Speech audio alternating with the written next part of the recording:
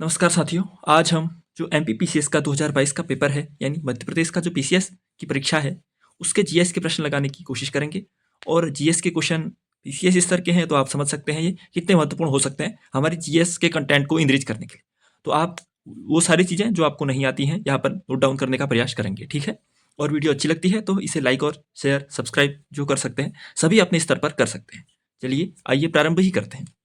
हम यहाँ पर केवल जीएस के ही प्रश्न देखेंगे, ठीक है। तो देखिए पहला प्रश्न यहाँ पर जीएस का ये है कि जो आईआईएमएफ दे रखा है यानी भारतीय वन प्रबंधन संस्थान, यह कहाँ स्थित है? बल भारतीय वन प्रबंधन संस्थान ये पूछता है, ठीक है। यहाँ भी तो ये भोपाल में है और 1982 में स्थापित हुआ था, 1982 में स्थापित हुआ था भोपाल में। क्या? भारतीय वन प्रबंधन संस्थान, ठीक है। चलिए आगे प्रश्न करते हैं। देखिए अभी कितना रिपीटेड क्वेश्चन है हर एग्जाम में, हर ये एग्जाम क्वेश्चन दिख रहा है ना हमें। इन्वायरमेंट के नाम पर यही क्वेश्चन है इन सबके पास। वह क्षेत्र जो दो पारिस्थितिकी तंत्रों के मध्य सीमा रेखा तथा संक्रमण क्षेत्र के रूप में कार्य करता है, तो क्या है वो? इकोटोन है भाई, इकोटोन। यानी दो जो इकोसिस्टम है पारिस्थितिकी तंत्र उनके बीच जो भी संक्रमण का क्षेत्र कार्य करता है उसे इकोटोन कहते हैं। अब देखिए इसमें एक और क्वेश्चन बता देता हूं आपको। अगर देखिए ये एक क्या है? इकोसिस्टम है, ये भी एक इकोसिस्टम है। अब जब यहां पर ये संक्रमण हो रहा है तो ये तो क्या है? इकोटोन है। अब जब ये संक्रमण होता है तो यहाँ पर कुछ प्रजातियों की अधिकता हो जाती है, यानी मान लीजिए यहाँ भी पक्षी थे, यहाँ भी पक्षी थे, दोनों आपस में मिलते तो यहाँ पर पक्षियों की प्रजाति क्या हो गई? अधिक हो गई। तो इस प्रभाव को कहते हैं एज इफेक्ट। एज लिखिएगा, ये इकोटोन में कौन सा इफेक्ट पाया जाता है? अगर एज इफेक्ट, एज इफेक्ट का तात्पर्य कि जब दो इकोसिस्टम आपस में संक्रमण करते हैं तो वहां पर कुछ प्रजातियों की अधिकता हो जाती है, उसे ही हम एज इफेक्ट कहते हैं। यानी एक प्रजाति को एज मिल गया ज्यादा तो इसे एज इफेक्ट कहते हैं, ठीक है। लिखिएगा। चलिए आगे बढ़ते हैं। अब ये फिर से अच्छा क्वेश्चन कि हमारे देश के में कौन सा इनमें से जैव विविधता का तप्त स्थल है? बल तो सबसे पहले भारत में कितने जैव विविधता स्थल हैं? 4 जैव विविधता स्थल भारत में पाए जाते हैं। भारत में 4 जैव विविधता स्थल हैं, ठीक है। मैं आपको बताता हूं यहाँ पर, ठीक।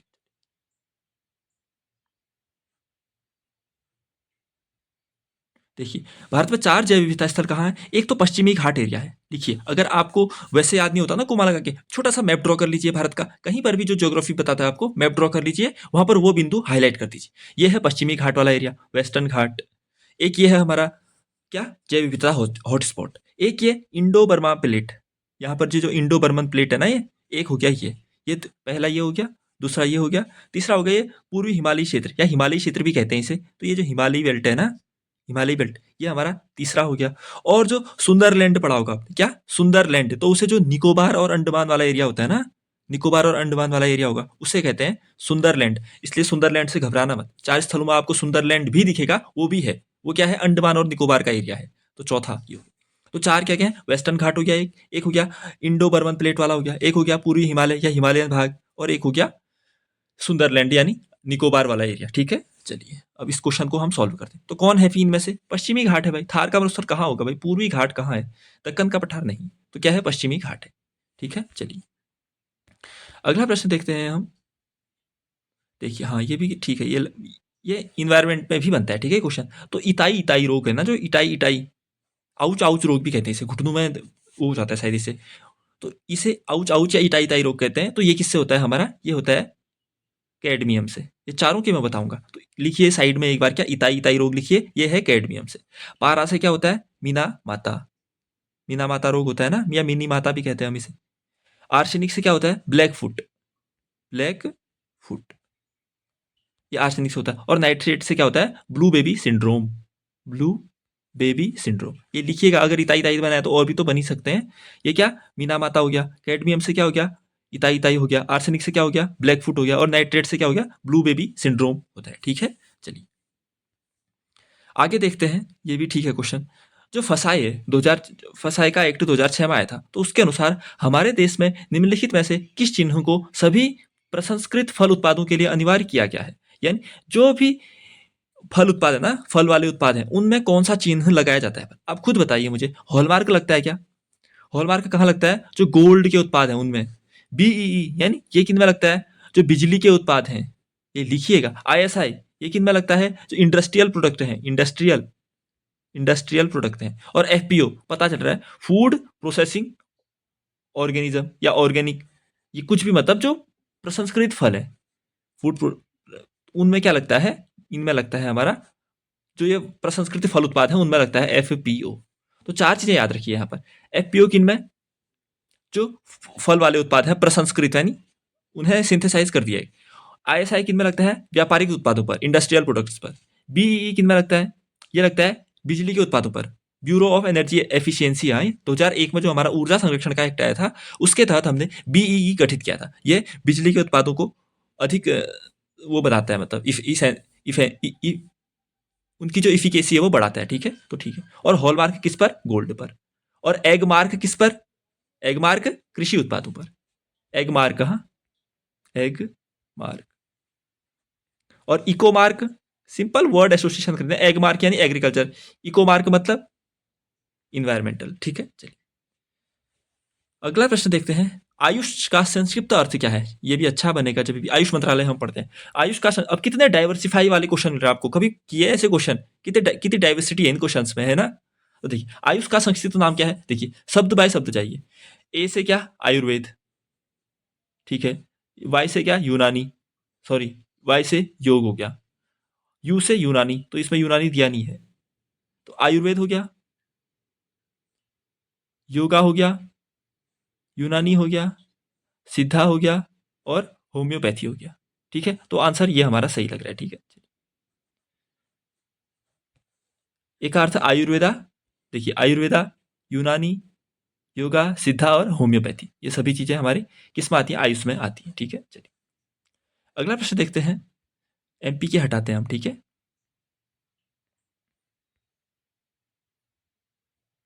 चलिए अब देखिए ये अच्छा प्रश्न है। जो राज्य मानवाधिकार आयोग है के सदस्यों की नियुक्ति निम्नलिखित में से किस समिति द्वारा की जाती है और उसकी अध्यक्षता कौन करता है? तो हमें पता है, जो एक तो नेशनल ह्यूमन राइट काउंसिल है, राष्ट्रीय मानवाधिकार आयोग, कब आया, 1993 में। इन्हीं से राज्य मानवाधिकार आयोग के गठन की भी बात की गई है। तो जो राज्य मानवाधिकार आयोग गठित की जाती है उसके सदस्यों को एक समिति द्वारा नियुक्त किया जाता है। उसमें 3 लोग होते हैं उस समिति में। एक होता है मुख्यमंत्री, मुख्यमंत्री हो गया एक, सीएम हो गया। एक हो गया ऑपोजिशन का लीडर, यानी जो वो विधानसभा है वहां वहां जो भी ऑपोजिशन का लीडर है वो आएगा, लीडर ऑफ ऑपोजिशन। और एक हो गया कैबिनेट मिनिस्टर, कैबिनेट मंत्री, जो सीएम ही नियुक्त करेगा। तो कौन कौन है राज्य मानवाधिकार आयोग के सदस्यों की नियुक्ति के लिए समिति में? सीएम है, लीडर ऑफ अपोजिशन है और कैबिनेट मंत्री है जो सीएम नियुक्त करेगा। तो इनका हेड कौन करेगा? इन्हें सीएम करेगा। ठीक है, इन्हें हेड कौन करेगा? मुख्यमंत्री करेगा। राज्य की बात हो रही है तो मुख्यमंत्री करेगा, और सेंटर एनएचआरसी की बात होगी, राष्ट्रीय मानवाधिकार आयोग की, तो वहां कौन? पीएम। ठीक है, ये लॉजिक वाली बात होती है। न्यायाधीश क्यों आएगा? महाधिवक्ता, राज्यपाल, ये सब असली पावर मुख्यमंत्री के पास है। ठीक है, चलिए अगला प्रश्न देखते हैं। चलिए मानवाधिकार का भी आ गया। राष्ट्रीय मानवाधिकार आयोग, ये पहली बार मैंने बता दिया 1993 में आया। इसमें जो भी सदस्य नियुक्त होंगे उनको चयन करने के लिए जो समिति बनेगी उनकी अध्यक्षता कौन करेगा? पीएम करेगा। और देखिए पढ़ते हैं स्टेटमेंट। मानवाधिकार आयोग मानव अधिकार के क्षेत्र में कार्यरत संस्थाओं को प्रोत्साहित करता है। अब कितना सिंपल स्टेटमेंट है भाई, मानव अधिकार आयोग है तो किसे प्रोत्साहित करेगा? मानव अधिकार के क्षेत्र में कार्यरत संस्थाओं को ही तो करेगा। ठीक है, यह आयोग मानवाधिकार क्षेत्र में अनुसंधान भी करता है। ये भी बहुत ही सरल स्टेटमेंट नहीं है सुनने में। मानवाधिकार आयोग बनाया है हमने तो अनुसंधान करेगा, रिसर्च करेगा कि कैसी स्थिति हो रही है मानव अधिकारों की, ये सब काम तो जेनरिक है उसके ना। तो ये क्या हो गया, दोनों कथन सही हो गए। ठीक है, अगला क्वेश्चन देखते हैं कि संघ तथा राज्यों के लिए लोक सेवा आयोग का प्रावधान किस अनुच्छेद में किया गया है? तो बताइए आप कौन से अनुच्छेद में किया गया है? तो भाग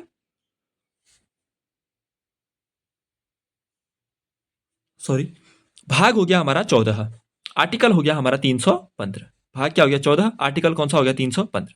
आर्टिकल 340 क्या है भाई? राष्ट्रपति एक पिछड़ा वर्ग आयोग की नियुक्ति करेगा, ये सब है ना 340 में। तो वो बना भी दिया गया है हमारा पिछड़ा वर्ग आयोग 1993 के एक्ट से। ठीक है, तो संघ और राज्यों के लिए जो लोक सेवा आयोग है उसका प्रावधान है आर्टिकल 315 में। ठीक है, चलिए अब कैग को उसका वेतन कहां से प्राप्त होता है, किस अनुसूची से प्राप्त होता है? आपको कैग वैग छोड़ना है, बस वेतन किस अनुसूची पे है ये देखना है।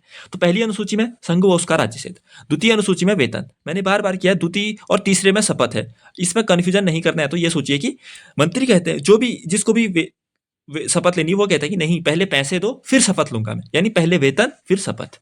तो वेतन वाला दूसरी अनुसूची में और शपथ वाला तीसरी अनुसूची। चौथी में क्या, राज्यों का राज्य जो राज्यसभा है उसमें प्रतिनिधित्व की बात की गई है ना, तो ठीक है। पहली अनुसूची संघ राज्य क्षेत्र, दूसरी अनुसूची वेतन, तीसरी शपथ, चौथी राज्यों का प्रतिनिधित्व राज्यसभा में। ठीक है, चलिए अब देखिए ये भी कितना बढ़िया क्वेश्चन। आपने पढ़ा होगा नीति आयोग के उपाध्यक्ष कौन है, बट उनकी नियुक्ति कौन करता है। अब ये पढ़िए, ये अच्छा क्वेश्चन बनेगा। तो नीति आयोग के अध्यक्ष हो या फिर उपाध्यक्ष हो, अध्यक्ष या उपाध्यक्ष, इनकी नियुक्ति करते हैं प्रधानमंत्री। राष्ट्रपति क्यों नहीं करते? क्योंकि ये संवैधानिक बॉडी है ही नहीं। नीति आयोग कोई संवैधानिक बॉडी है नहीं, ये केवल कार्यकारी आदेश से बनाई गई थी।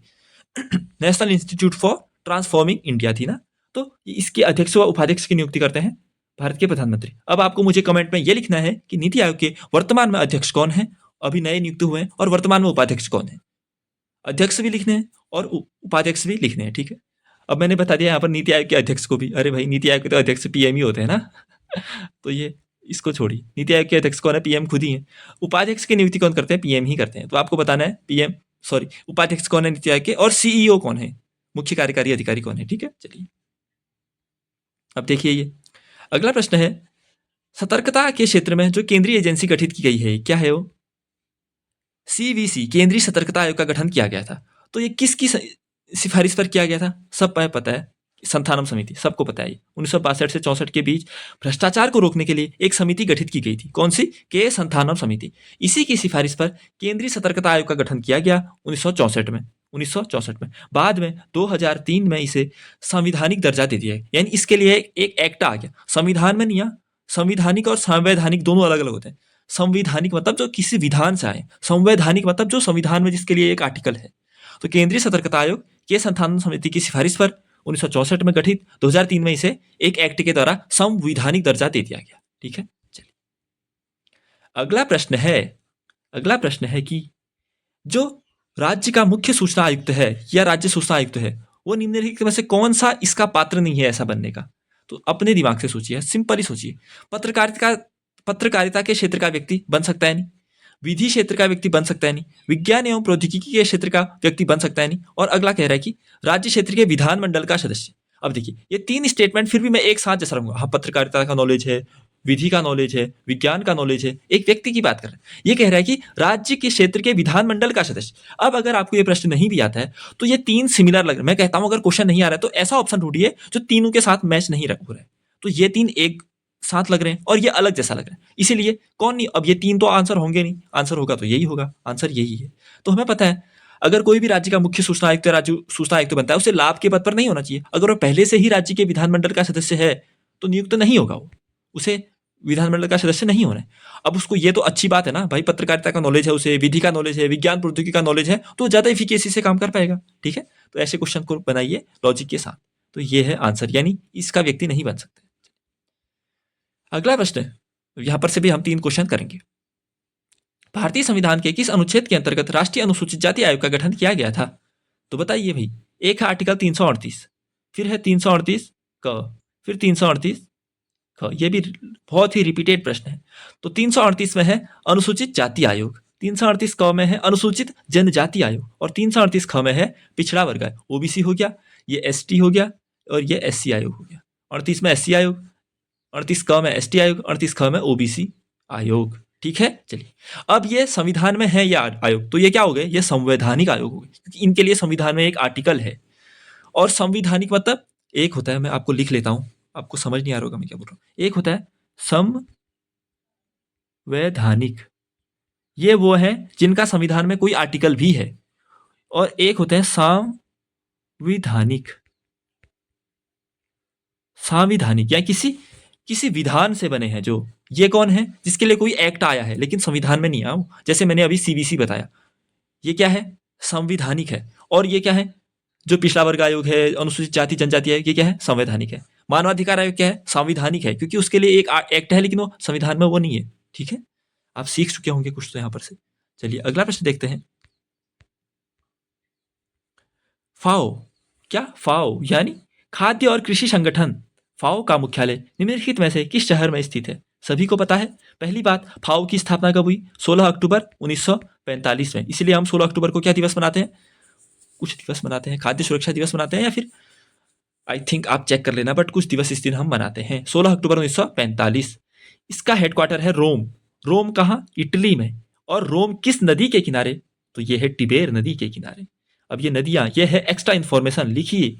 तो फाओ की स्थापना 16 अक्टूबर 1945 को। राजधानी हो गई, सॉरी, हेडक्वार्टर हो गया इटली की कैपिटल रोम में, और रोम किस नदी के किनारे?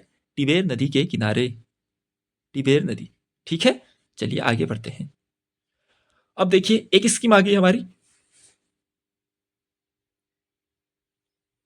सौभाग्य योजना। क्या आई? सौभाग्य योजना। ये कब? 2017 से। तो एक तो ये बन गया कि सौभाग्य योजना कब? 2017 में। किस मंत्रालय के तहत? अब बताइए होता क्या है, पहली बात इसको। तो इसके तहत 24/7 बिजली कनेक्शन देने की बात की गई है। क्या? 24/7 बिजली कनेक्शन। ठीक है, अब बताइए किस मंत्रालय के अंतर्गत आएगा फिर ये? विद्युत मंत्रालय के अंतर्गत। ठीक है, तो आपको क्या याद रखना है, सौभाग्य योजना 2017 में बिजली कनेक्शन प्रोवाइड कराने के लिए आई थी, और ये आएगी विद्युत मंत्रालय के अंतर्गत। ठीक है, चलिए अगला प्रश्न बेहद इजी। लोकसभा के प्रथम अध्यक्ष कौन थे भाई? मैं नहीं बताऊंगा ये, आप बताइए। लोकसभा के प्रथम अध्यक्ष कौन है और वर्तमान में कौन है? दोनों लिखिए। एक तो अभी के प्रथम अध्यक्ष कौन थे और वर्तमान के अध्यक्ष कौन है। ये ऐसे क्वेश्चन होते हैं ना हर पीसीएस में, मतलब 150 जितने भी आते हैं उसमें से 15 से 20 क्वेश्चन ऐसे होते हैं, बेहद इजी, कोई मतलब नहीं, मतलब ऐसे उठा के डाल दिया, कहीं से भी उठा के डाल दिया। ठीक है, उसने ऐसे सरल क्वेश्चन होते हैं, तो ऐसों को गलत करोगे तो फिर तो क्या ही होगा। ठीक है, चलिए अगला प्रश्न देखते हैं हम। अगला प्रश्न है हमारा, देखिए हाँ ये भी है, अच्छा थोड़ा सा लॉजिक वाला क्वेश्चन है ये भी, इसलिए आपको करा रहा हूं मैं। ठीक है, देश की सीमाओं से परे ई कॉमर्स का कौन सा आयाम व्यापार के लिए सक्षम है? पहली बात कह क्या रहे हैं, देश की सीमाओं से परे कह रहे हैं, यानी ये भारत है अगर, तो इसके बाहर अगर हमें ई कॉमर्स को ई कॉमर्स व्यापार करना है तो कौन सा सक्षम है? पहले ही कह दिया भाई, देश से बाहर, यानी विश्वव्यापी पहुंच हो, उसमें अमीरी हो, इसका क्या सेंस बनता है? सर्व विद्यमानता, अंटार्कटिका में होगा तो वहां भी होगा क्या? नहीं। अंतर क्रियाशीलता, ये भी एक वेग टर्म हो गया। विश्वव्यापी पहुंच एक बहुत अच्छा लग रहा है कि अगर हमें देश के बाहर करना है तो हमें विश्वव्यापी हमारी पहुंच होनी चाहिए, हर देश के साथ जो भी ई कॉमर्स करता है वहां पहुंच होनी चाहिए। और ये क्वेश्चन होते हैं, कहीं पर आपको लिखा नहीं मिलेगा कि ई कॉमर्स व्यापार में कौन कौन सक्षम है, या आपको खुद अपने दिमाग से इसका आंसर निकालना पड़ेगा। ठीक है, चलिए रोबोट का क्या फायदा, अब बताइए। ये क्वेश्चन कहाँ पढ़ोगे आप? अब खुद सोचिए और बताइए मुझे। मैं आपको 2 मिनट देता, 1 मिनट बस। आप इसका पॉज कर लीजिए वीडियो बसरते, आप खुद सोचिए और कौन सा इसका फायदा नहीं, गलत हो जाएगा कोई बात नहीं, लेकिन खुद सोचिए। तो फायदा नहीं है, मतलब फायदा किसका नहीं होगा? जो स्टेटमेंट इस वजह से गलत लगेगा आपको, वो फायदा नहीं है भाई। वह असमर्थ मनुष्यों की मदद करेंगे, ये गलत लग रहा है आपको? अच्छी बात है ना, असमर्थ मनुष्य को मदद करेंगे। वह नौकरियों को विस्थापित कर सकते हैं। अब बताइए, नौकरियों को अगर विस्थापित करेंगे तो ये अच्छी बात है, गलत बात है?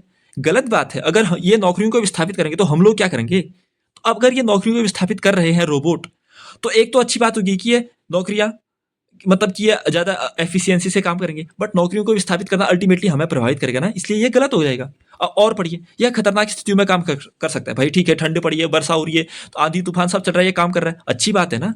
वह थकते नहीं है और विश्राम नहीं करते, ये भी अच्छी बात है। थकेंगे नहीं तो लगातार काम कर पाएंगे। तो देखिए ये 3 तो अच्छी बातें हैं, लेकिन ये अच्छी बात नहीं है, इसलिए ये फायदा नहीं है। ठीक है, चलिए मेरे ख्याल से आज इतने ही क्वेश्चन करते हैं हम। मैंने अच्छे आपको अभ्यास कराए, आपने जो जो भी आपको नहीं आ रहा होगा आप नोट डाउन कर ही रहे होंगे, इसलिए हम यही सारे स्टेट के हम जीएस के क्वेश्चन लगाने की हमारी जो अब ये सीरीज चल रही है, इससे आपको कितना फायदा हो रहा है मुझे जरूर से बताइएगा। और अगर अच्छी लगती है क्लास तो और जो मैं क्वेश्चन पूछता हूँ आपके उनके भी आंसर्स देने की कोशिश करिएगा। ठीक है, तो चलिए आज के लिए इतना ही रखते हैं, मिलते हैं अगली वीडियो में, तब तक ले रखिए अपना ख्याल। धन्यवाद, नमस्कार।